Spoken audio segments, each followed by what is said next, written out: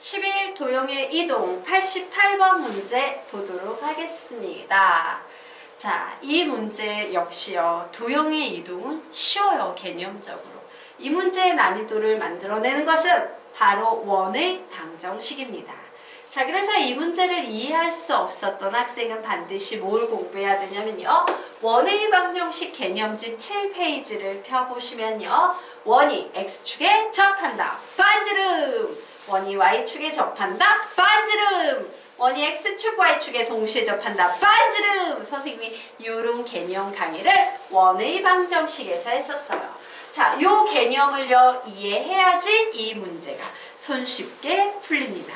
그래서 이 문제를 공부하기에 앞서서 원의 방정식 개념편 공부를 좀 하세요. 개념집이 없더라도 그냥 강의라도 꼭 들어보시면서 정리를 하셔야지 이 문제가 이해가 될 겁니다.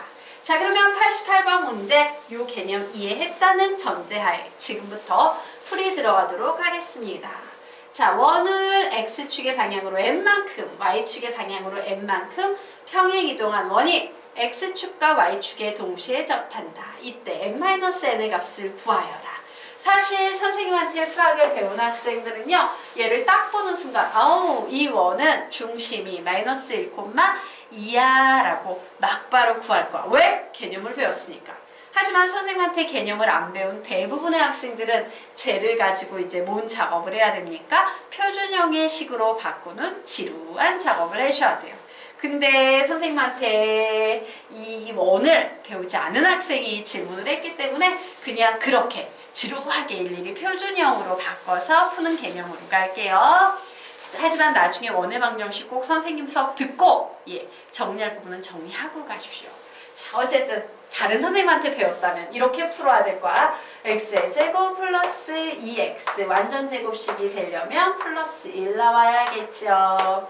더하기 y의 제곱 마이너스 4y 완전 제곱식이 되려면 플러스 4가 나와야겠죠.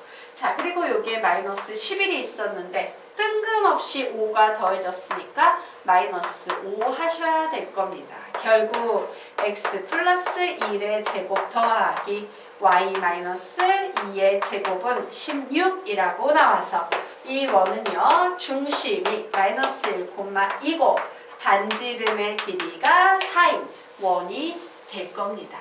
자, 그런데 이 원을 선생님이요 X축의 방향으로 n만큼 Y축의 방향으로 n만큼 평행 이동시켰어요. 그러면 이 원은 중심이 몇 콤마 몇이 되겠습니까? 마이너스 1 플러스 m 콤마 2 플러스 n 되겠죠. 하지만 원이 이동했다 그래서 반지름의 길이에 변화가 있다 없다? 없다요. 그런데 이렇게 평행 이동한 원이 X축, Y축에 동시에 접하며 이 원의 중심은 1, 4분면 위에 있답니다. 그러면 얘가 모두 다 양수가 나와야 되는 상태네요. 맞습니까? 네, 얘가 모두 다 양수가 나와야 되는 상태예요. 자, 그럼 우리 한번 상황 보도록 하자. 상황은 이런 상황이에요. X축, Y축에 동시에 접하는 그림은 이와 같은 그림이 나올 거야. 그리고 1, 4분면이니까 이런 그림이 나올 거예요. 오!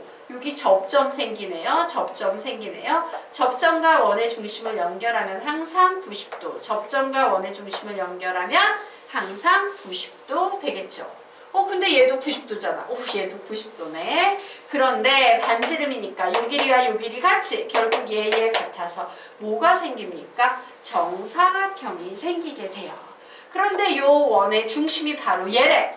그러면 요 길이랑 요 길이랑 같으니까 결국 마이너스 1 플러스 m과 2 플러스 n은 같겠지요. 네, 같아요. 얘 같은데 거기에다가 심지어 그래 x좌표 y좌표 같은데 이 반지름의 길이도 4지요. 사실 요 개념의 핵심은 뭐냐면 x축 y축에 원이 x축에 접한다는 것은 원의 중심에 y좌표에 절대값 붙인 것이 반지름을 의미하는 거다. 원이 y축에 접한다는 것은 중심의 x좌표에 절대값 붙인 것이 반지름에 대한 표현이다.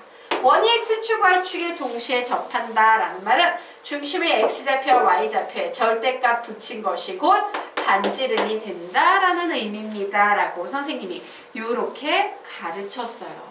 그래서 O, X좌표, Y좌표 그리고 반지름의 길이가 모두 다 같은 숫자로 나와야 돼요.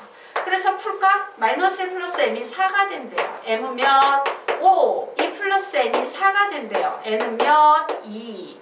그래서 n-n 구하세요 라고 하면 답은 3. 이렇게 손쉽게 나오는 겁니다. 반지름과 관련된 표현이다. X축과 Y축에 동시에 접한다 라는 말은 반지름을 이용해서 문제를 풀라는 얘기다 라는 개념이 머릿속에 있어야 했어요. 알겠습니까? 아마 이 개념도요 거의 선생님들이 정리를 안 해주는 개념 중에 하나예요. 근데 되게 중요해요. 공부 꼭 해두십시오. 정리하세요.